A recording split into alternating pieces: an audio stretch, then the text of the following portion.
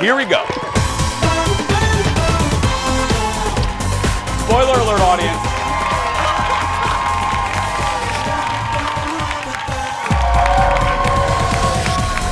Hi, everybody.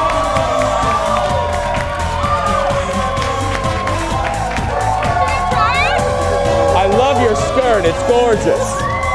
That's the most beautiful. Oh, did I kick you? I kicked her. I'm sorry. Are you okay? Hi, everybody. One. Take it. There we go. There's Friday, everybody. Kendall can't walk, but that's okay. Hello, Egan. Hello, Shoreview. Hello, Minneapolis. Hello, River Falls. And good morning to you. Welcome to the show, everybody. Happy Friday. Thank you. Okay, let's get started. Grab a cup of coffee and let's begin the show, everybody. Welcome to the Jason Show. I'm Jace, and please welcome my sidekick sister, and I just kicked her. It's Kendall, everybody. There we go. Oh my God, we're so uncoordinated. We are very uncoordinated. I apologize. We were doing, Jeff, what's that? What do they call it? The Wuhan handshake. The what? The Wuhan handshake. Oh, that's right, because we can't touch anymore. We can't because the coronavirus. Right. So we just touch feet. Yeah, but we're not very good No, at we're it not yet. very. We're not coordinated with or without a virus. No. But anyway, how you doing? Good. I just can't stop because we always have to hold each other too. That's the funniest part. Well, we don't can't have balance. do it without touching each other anyway. So And you would think I had high heels on, and I don't. I mean, I have a giant. I have a giant big toe, which should Right. balance me out. I mean, just wedge you in there. People love that story. I went to a shoe store about 10 years ago. I went to a Schuler Shoes in Maple Grove, Minnesota, and a young man, he had to be at it on 12, and he was a little part-time job. He came up to me and he goes, "Sir, would you like your feet professionally sized?" And I said, "Sure." And he puts the contraption on my feet, and he did it, and he's looking at me and he goes, "Would you like a fun fact about your feet?" And I said, "Sure." I said, "Sure there, Timmy." And he goes, "You would be a size 12 if it wasn't for your big toe." And I said, "Yeah, I do. I have a big..."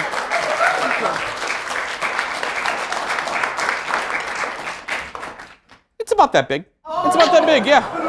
It's like a rudder on a boat. You're very fast when you swim. My point is, I have flippers, basically, is what I'm saying, yeah. Hey, I want to start off on a positive note as well. We try to make the whole show positive, unless I'm going off on something. And I'm going to start off by complimenting my dear friend. I call her the Bette Midler of the Twin Cities. She's a member of the Jason Show family. She wrangles the audience like kitties every day. I'm talking about Erin Schwaberini. Erin Schwab, because last night,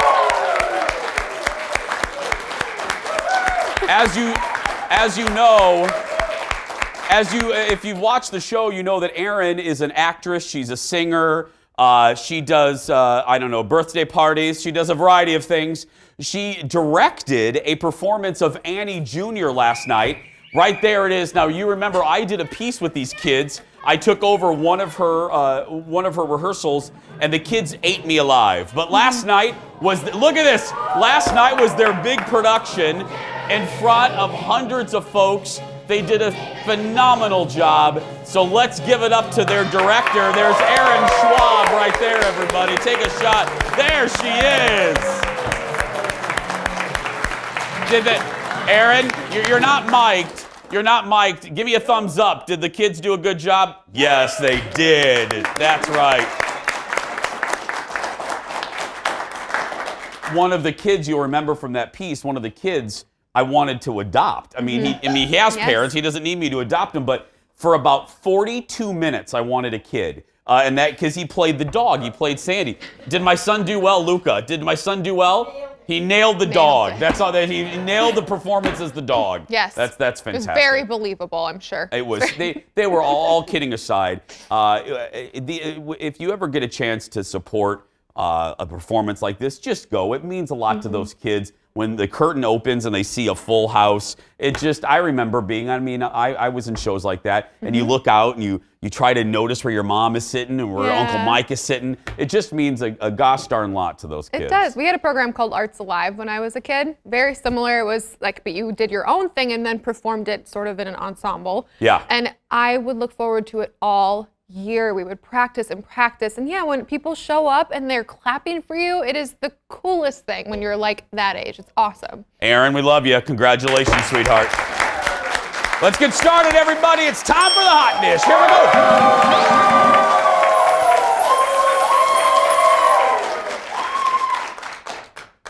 Oh. He's punched. Somebody's fired. Kenny, it's Kenny's fault, isn't it? It's intern Kenny's fault. You're out of here, Kenny. First up, if you know anyone who is a Grey's Anatomy fan, they're probably a little shaken up this morning. Now look, and don't turn the channel. Even if you're not a Grey's fan, everybody can relate to this. And before we go any further, Leo, roll it. Spoiler alert, that's right. You know me, I don't want the emails. I already yelled at a woman already on email. I don't need another one. The show said goodbye to original character Alex. What is it? What's his last name? Karev. I didn't watch Grey's. Played by Justin Chambers. After 16 seasons, his exit was a stunner. Look. Taking my spot on the couch tonight? Miranda's? Alex Karev isn't coming back. Left his wife, his friends, his job. Alex Karev is now a father of 2 with Izzy Stevens. And if they take my recommendation seriously, he'll soon be chief of peds at Shawnee Memorial. Ooh, yeah. So the episode provided closure not just for Alex, but the character of Izzy, played by Katherine Heigl. She left the show 10 years ago. Didn't she see like the ghost of a sheep or something? And it talked to her. Oh, she had a relationship with a goat. A ghost. Ghost, not a... Not a ghost.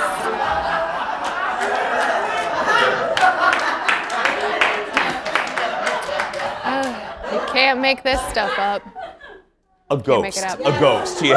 She had a relationship with a ghost, not His name not is Denny. a goat, not a goat. Denny, yeah.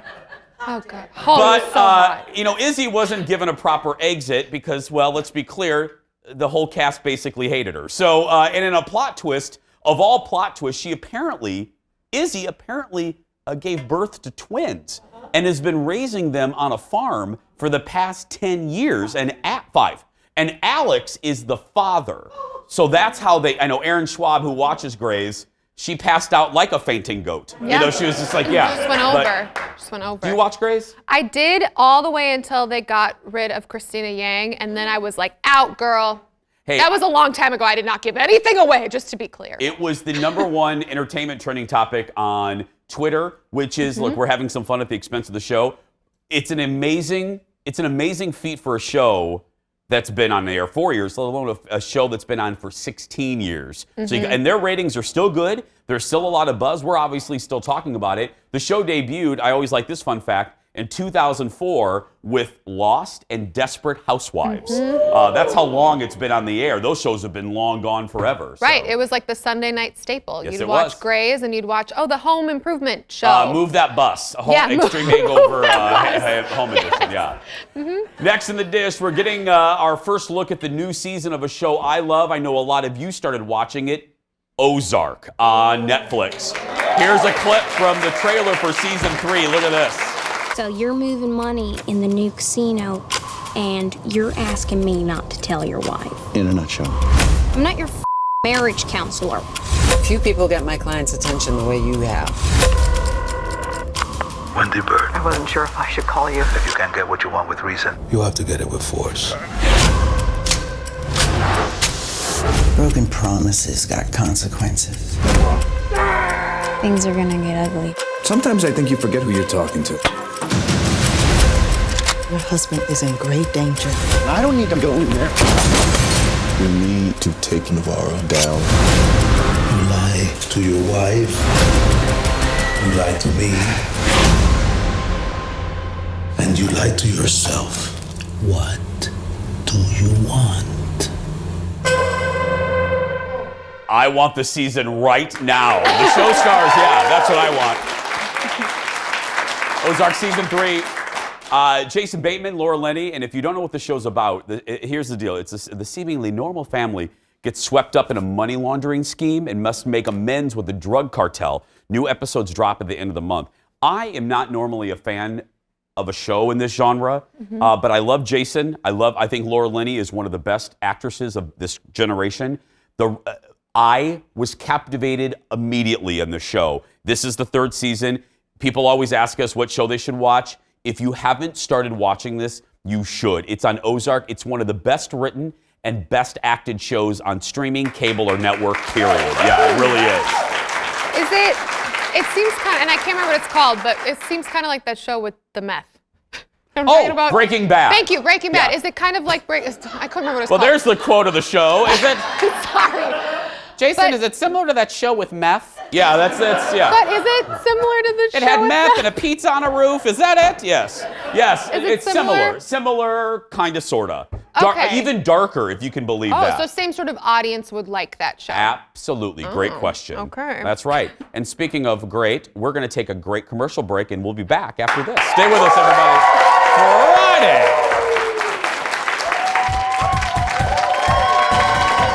Stay right there. Coming up next, after years of covering and loving The Bachelor, producer Ted is taking the leap he was always meant for.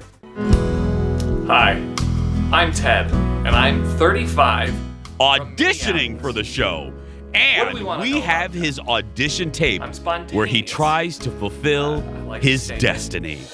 Shake your love. I just can't shake your love. Then, ever wonder what happens before the cameras start rolling on our show? Well, we are inviting you backstage. Could Ted try out for The Bachelorette? It's the best of the Jason Show before the show. And we all need a helping hand in life. Meet the woman who is lifting up other women, one podcast at a time. That's still ahead, so stay right there.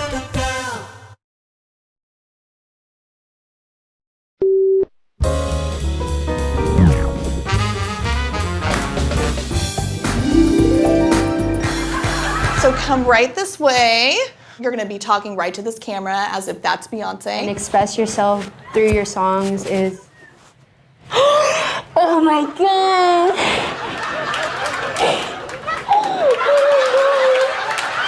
I love you so much, and you're just such a good inspiration to me, and your songs are so beautiful, and you touch my heart so much. Can I give you a hug? Oh my God! I was dancing with my mom and everything, and, hello? No. No. Holy Are you serious right now?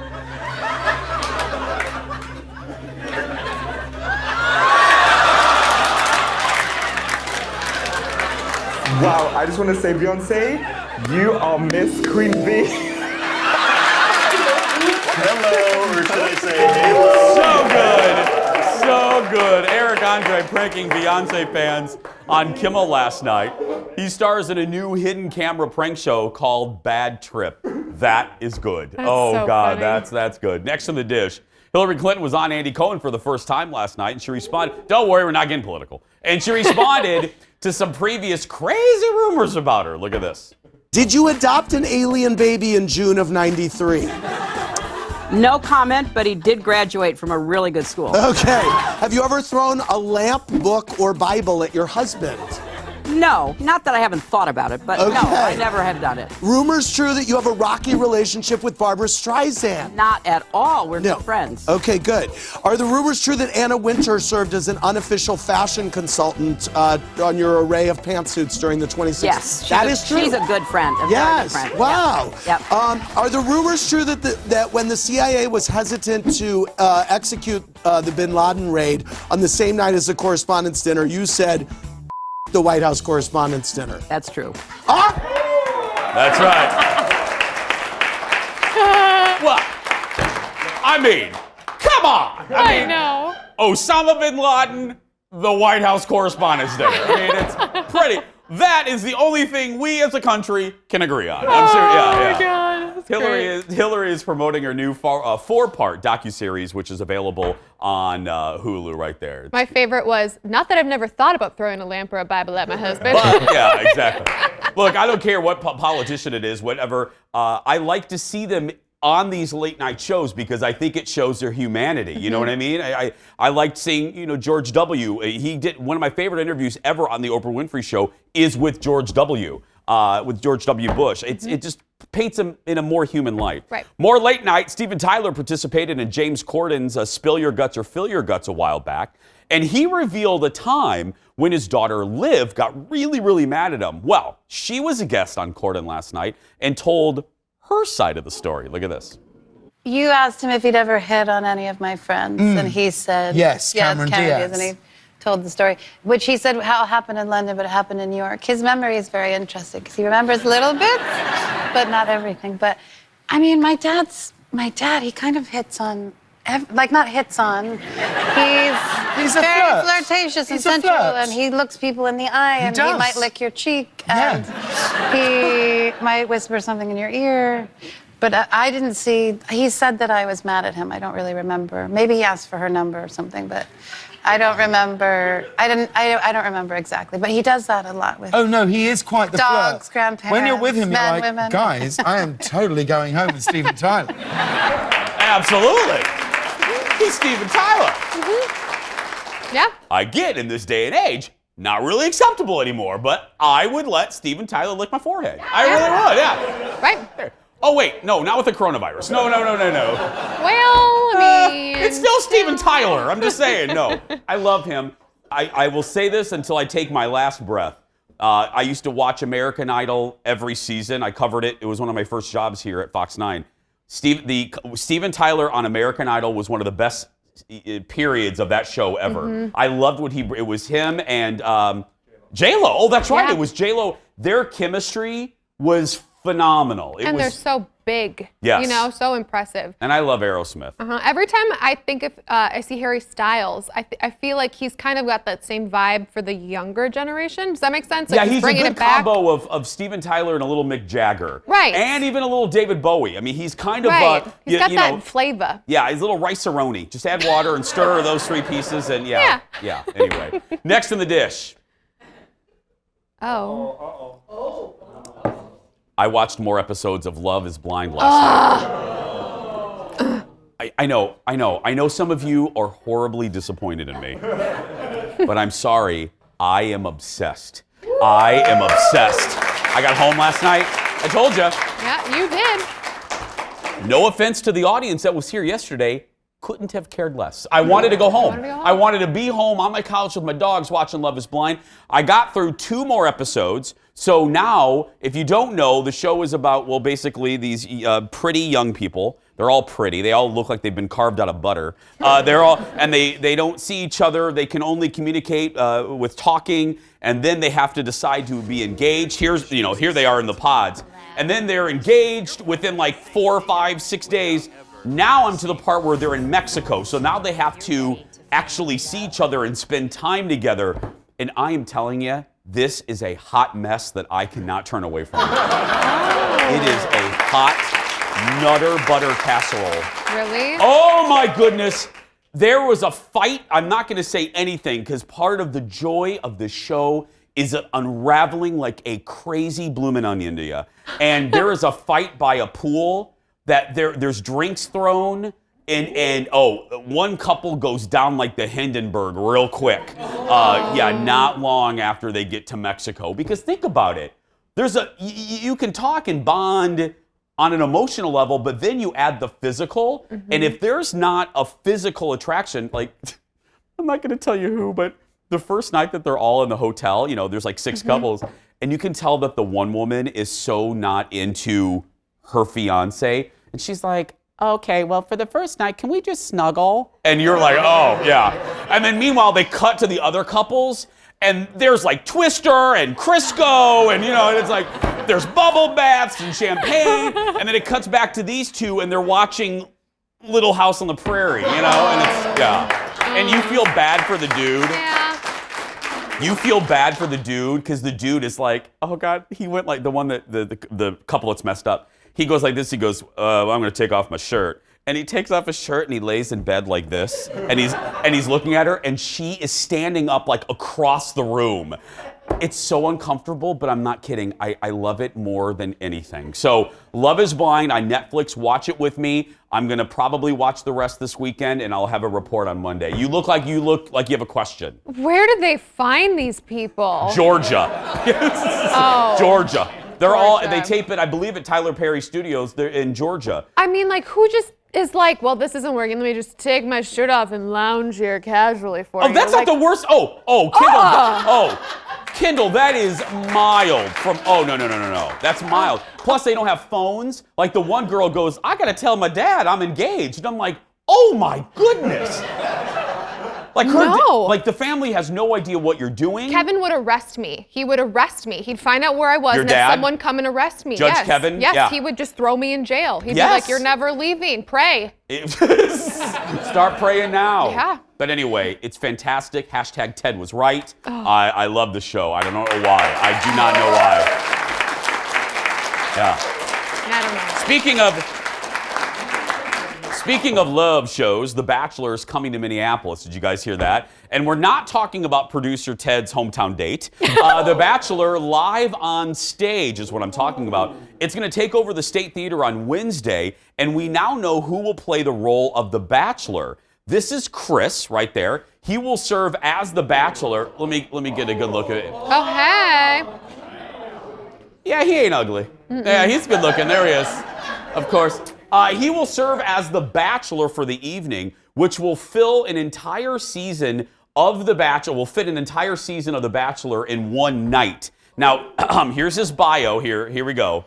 Chris is an outdoorsy guy with a big heart. He's passionate about his goals and prides himself on working hard and obviously working out. Right there, yeah. Tickets for the event are available at hennepintheatertrust.org. And listen to this. Chris will be on our show live on Tuesday on our set. Yeah. I have so many questions. I have so much time to wear just the right suit that day. Anyway. I mean, so it's The Bachelor in one night, so then women just show up? Like, can my single friend show up and try to be with The Bachelor? I think so. What? I think. Stop it! I don't know. I think that's how they're doing it. Do they get engaged? Are there roses? Yeah, Jason, what? By the time they leave the state, someone has to be engaged. Yeah. Oh. I don't know. I have no idea. I mean, I will... Oh, wait, hold on. I feel like Ted Koppel. I'm hearing Ted said there is a fantasy suite. Stop it! On stage? Ew! Stop! At the State Theater? I mean, we can maybe get away with that at the saloon, but I mean, not at the State Theater.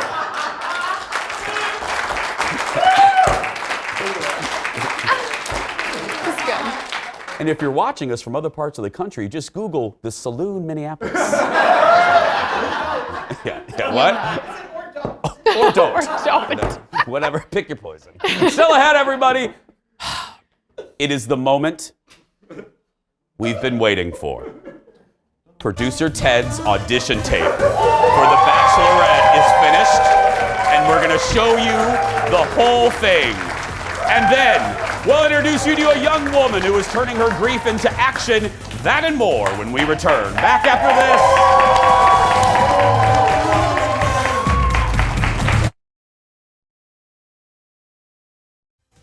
Welcome back, everybody. Happy Friday. Happy Friday.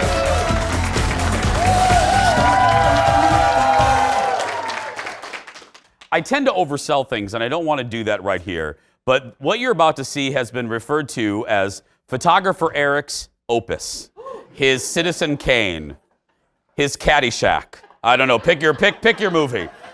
I haven't seen this yet, but I'm very excited. Here we go. Earlier this week, ABC revealed who would be the next Bachelorette, and it's former contestant Claire Crawley. She was a finalist on the show about 6 years ago, and the show is now looking for potential husbands for her.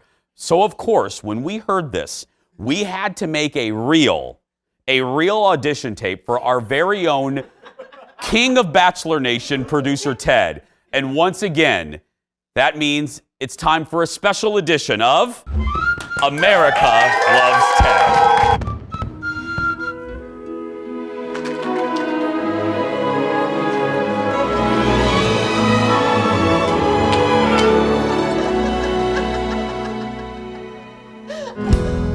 Hi, I'm Ted, and I'm 35 from Minneapolis. What do we want to know about Ted? I'm spontaneous. I like to stay in, or I can get dressed up and go out on the town.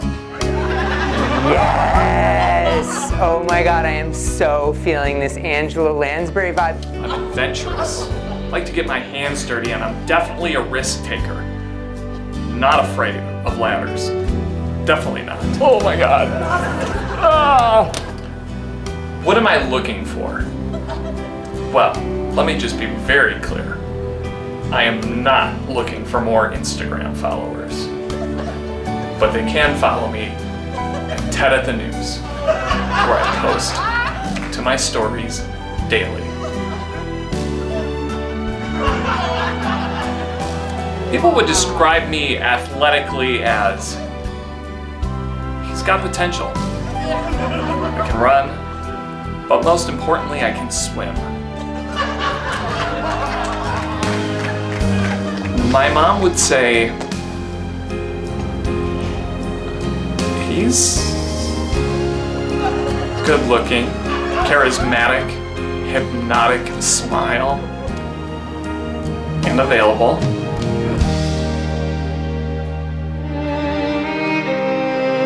One of the biggest challenges that I have faced in life was when I was applying for the dating app Beautiful People. After a thorough vetting process, it was determined that I was not good looking enough. It took some time to come back from that, but I'm stronger because of it. And that's what Claire's looking for. She's looking for a guy who can knock her off her feet and maybe pick her up.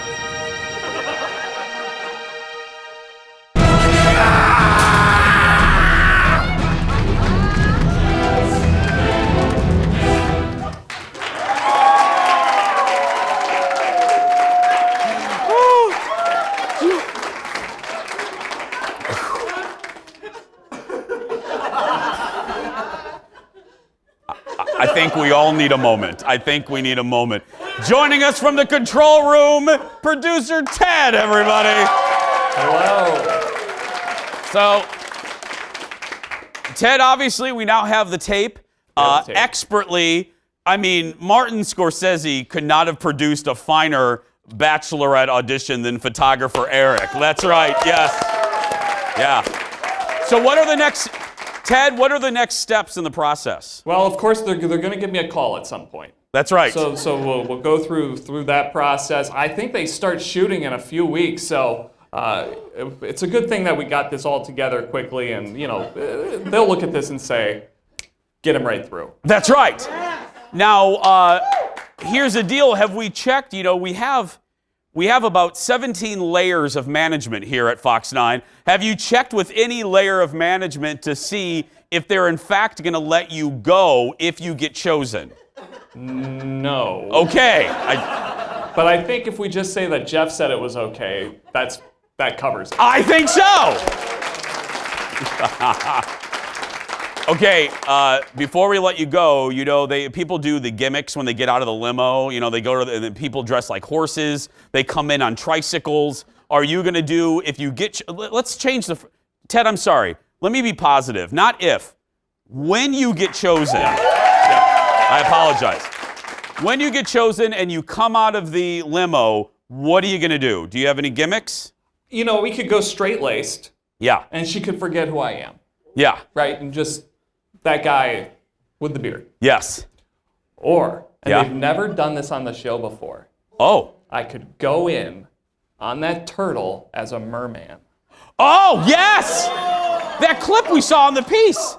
As a merman, yes! And then just picture this. At that final rose ceremony. Yeah. She says, Ted. Yeah. And I have to ask one of the other guys to push me up there. Yes! To accept my rose. Dressed in a mermaid outfit on a turtle. On a turtle. Producer Ted, everybody. The nation will be praying for you, Ted. Can I ask a semi-serious question? What will our bosses do if he gets chosen? We gotta let him go. I mean,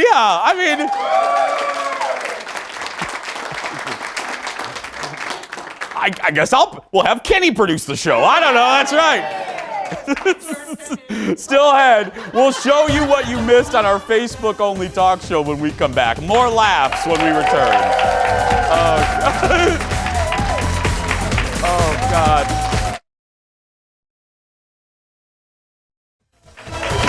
Welcome back, everybody.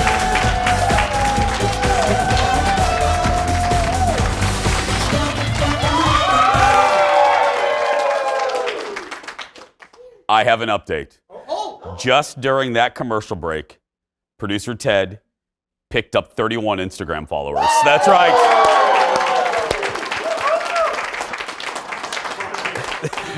And it's all these people. That's right, yeah. Well, if you love watching our show every day, and we really hope that you do, you definitely love seeing what goes on before the show actually airs live. I get this question a lot. To say it again, the show actually is live. We don't pre-tape it. What's happening right now is happening right now. So we meet to go through our show, The Daily Show, at around 9 a.m. And during that meeting, we decided to bring the cameras in so you could see it. It's our Facebook-only show called The Jason Show Before the Show. And it happens shortly before 9:15 every day. And it's basically an unfiltered look at our Jason Show team where anything can happen or be said. Here's a look at some highlights from the past week. Shake your love. I just can't shake your love. Hey, everybody. Welcome to the Jason Show Before the Show. Does Ted knows who that is? Ted, whose song did I just play? Paula Abdul. Wrong. Gloria Estefan. No, who's this?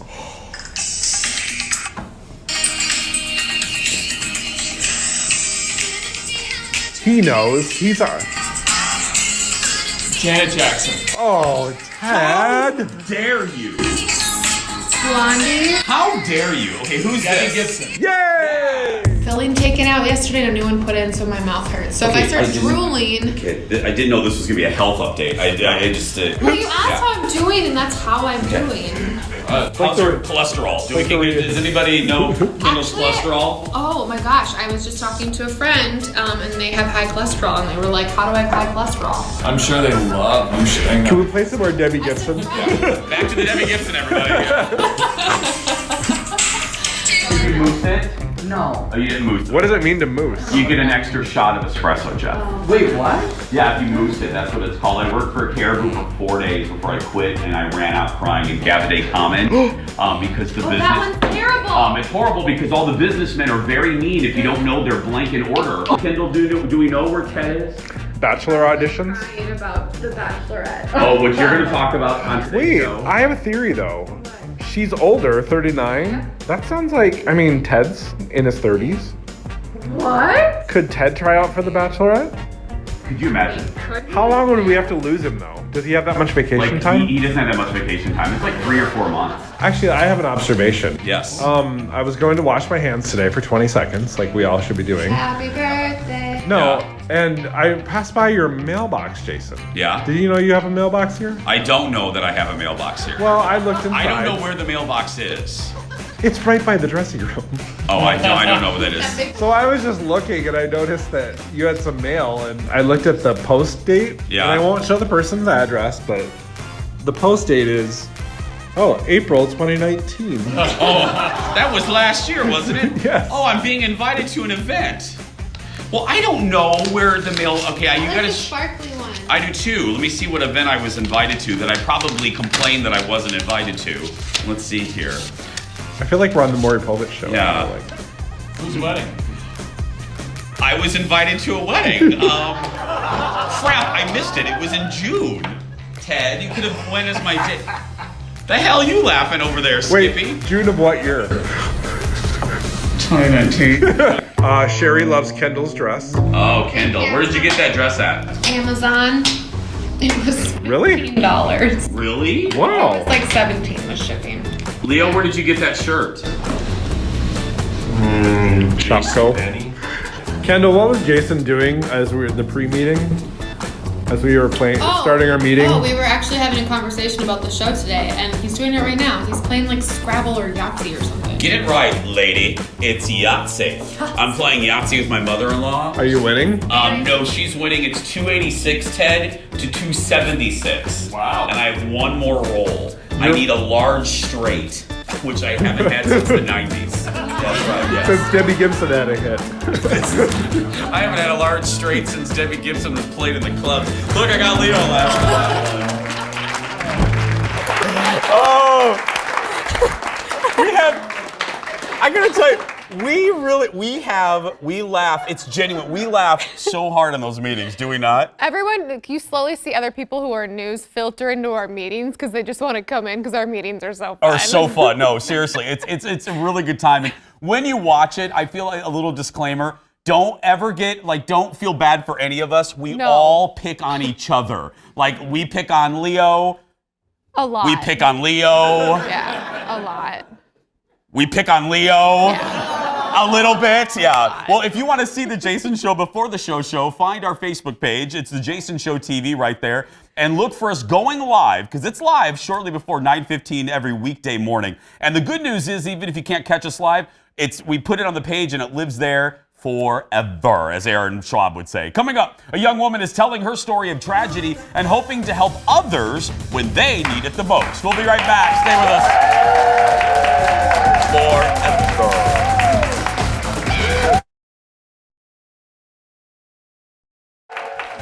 Welcome back, everybody. You're gonna be inspired. Yeah, I love it. Well, our next guest is an influencer, author, podcaster, and one of the forces behind Feminist Day, or Feminist. How should I like to say Feminist Day. That's right, which is happening this weekend as part of International Women's Day. Ladies and gentlemen, please welcome our guest, Nora McInerney, everybody. Hi, Nora. Hello. Okay. We don't even have long enough. Your story is so fascinating. There's a lot. There's hashtag there's a lot, Nora. There's a lot, but not quickly, but your story is amazing. You have dealt with a lot of tragedy in your life. Mm-hmm. Yeah, like everybody, eventually my life got hard. Yeah. After like a really long, easy stretch, so don't feel too bad for me. But I went through the things that everybody experiences, which is immense loss, and I lost my husband Aaron, and my dad, and a pregnancy, and from that, realized that what gets us through these experiences is other people. And so through the organization that I started, Still Kickin', and through my podcast and my books, I really focus on what we can do to, in even small ways, to help each other through this thing called life, which is really hard. How long did you give yourself to kind of swim in the grief, so to speak? You know, you always hear people go, Right. I'm going to give myself 6 months to Yeah. feel really sorry for myself. Yeah. How long were you in that? It was like 2 to 3 minutes, I would say, which is I Really? don't recommend, honestly. I think I tried to delay, the grief and just the actual sorrow as long as I could, and hide it up with some productivity, cover it up, just speed through it, and it doesn't work that way. So it caught up with me eventually, but I immediately focused on what I could do to keep myself busy, which again, do not recommend. And then a year later, I just let it all come out. Really? Yeah. How did that manifest? Poorly. Yeah, badly. Yeah. Badly. It was right about the same time that I met the man who's my currently alive. I mean, Yeah. I haven't heard from him in like 20 minutes. Anything can happen. He's But yeah, yes. currently my husband is alive. Yeah. My second husband, and I met him, and then I fell apart. Then I really let myself feel everything that I had lost because I was so busy, like most people, surviving. I've learned that like grief is a privilege. Most of us, if you have a full-time job, you should check your benefits because you probably get like 3 days. Yeah. bereavement leave. The Yeah. reason this resonates with me and the audience knows my mother is going through tremendous loss. She just lost, and like you, I'm really connecting with you because I've had a really good, knock on fake glass. Yeah. I've had a really good streak and a blessed life, continue to have it. But my mom is going through grief, having lost her husband and working through it. And sometimes, there's avoidance of grief. Oh, totally. Where did the idea for Still Kickin' come in? What point did you go, you know what? I'm gonna channel this way. So the idea came from my husband, Aaron. It was his idea. It was a phrase that he found on an old crusty vintage t-shirt that he had gotten at Savers or something. Really worn out t-shirt. He wore it ironically, and then it wasn't so ironic. Yeah. He was actually wearing it the day that he had a seizure, and we discovered that he had brain cancer. And right away, he was like, I want to take this, I want to recreate it, I want to do something with it. I want to use it to help people, because even though he had stage 4 brain cancer, we were lucky. He had a full-time job, he had great health insurance, and we had a whole series of family and friends and total strangers who showed up for us, and we knew that made us lucky. Is one of your lessons to folks watching, is it to let the help in? Because I find it fascinating that you finally let go, and you finally, when you had somebody to lean on, is a message to let it out. You know what I mean? Is that one of the lessons to be learned? Like you have to allow people to help you, and also as an outsider, you have to be unafraid to embrace that awkwardness and to show up for somebody and say, I really don't know what to do, but I'm here, and I will keep showing up even though you don't even know what you need from me, and I don't know what to give you. So it's really like a mutual thing, and you don't realize that because grief is so lonely. You also, I love the name of your podcast. That's what I was looking at. Terrible. Thanks for asking. Yeah. Which is the answer to, how are you? Right. Yeah. And I said for a year, I was like, I'm good. I'm fine. People are like, really? I'm like, yeah, my husband's dead. I'm raising a kid alone, ship shape, everything's fine. That's great. Yeah, great, things are good. So that was an aspirational answer. That is what I should have told people, and what I just didn't feel like I could. Well, and how we began, tell me about the day. So Feminist Day is our local celebration of International Women's Day. It is a way to participate in the economic uplift of women business owners and entrepreneurs, and we have such a cool culture here in Minneapolis. We do. And you can show up in many different ways, and one is to attend this night market that we have tomorrow night, Saturday, St. Paul. The St. Paul Palace Theater from 5 to 9. It's a beautiful event. There will be so many amazing makers and creators, and you get to show up and spend your money in a way that has a huge impact, which is with small businesses. And be inspired yourself. Yeah. Being around that group, you can't help but be inspired. Yeah. Will you come back and see us, please? I would love that. Nora McInerney, everybody. For more information, head to feministday.com, right there at the bottom of your screen, and we'll put this on our Facebook page as well. We're going to take a break. We'll be back after this. Stay with us, everybody. That was great.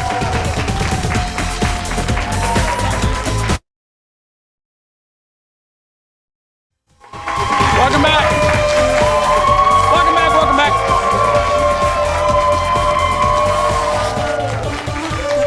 Kendall joins me again. Hey, we are having fun today, and we want you to join our fun. If you want tickets to our show, boop, there it is. Go to our Facebook page, and all you have to do is click that ticket tab right below the cover photo. You're in by 9:15. You're out by 11:15. If you do not have Facebook, do not worry. You can go to fox9.com and search for Jason Show tickets, and it'll lead you right there. We're going to take a break. We'll be back after this. Stay with us.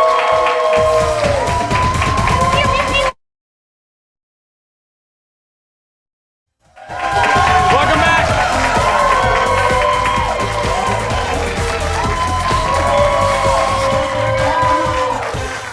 Kendall's back. Tell the folks you have a fabulous thing coming up. I do. This weekend, I am emceeing a gala. I'm actually on the board, the associate board for the Boys and Girls Clubs of the Twin Cities, and our biggest event is on Saturday. It's called the Spring Thaw. You can check it out on that little thing on the bottom of your screen there. If you can't come, it's an awesome gala at Quincy Hall in Northeast. There's music, there's food, there's going to be me emceeing, silent auction, live auction, all the normal stuff. But if you can't come and you want to donate, you can do that on the Boys and Girls Club website. Just Google Spring Thaw Boys and Girls Club. We would really appreciate it. There's 9,000 kids that use the clubs in the Twin Cities. And they need it. And we know y'all are generous. Everyone that watches our show is very generous, so please donate $1, $2, whatever dollar amount that you can. Hey, before we go, speaking of generous, I always like to compliment our crew because they never get the attention and the accolades they deserve. I always mention photographer Eric. I say that I would never do this show without him. He's probably the best, Rob, and the best in the world. Today is his anniversary today. He's 16 years, so happy anniversary, Eric. Monday on The Jason Show, I can't wait. Speaking of Eric, he's busy editing our first ever fancy food field trip. See what happens when I take a local mom who doesn't do a lot for herself to a fancy restaurant and taking her out of her comfort zone. But that's going to do it for now. Go out there and be yourself because nobody can tell you're doing it wrong. See you Monday, everybody.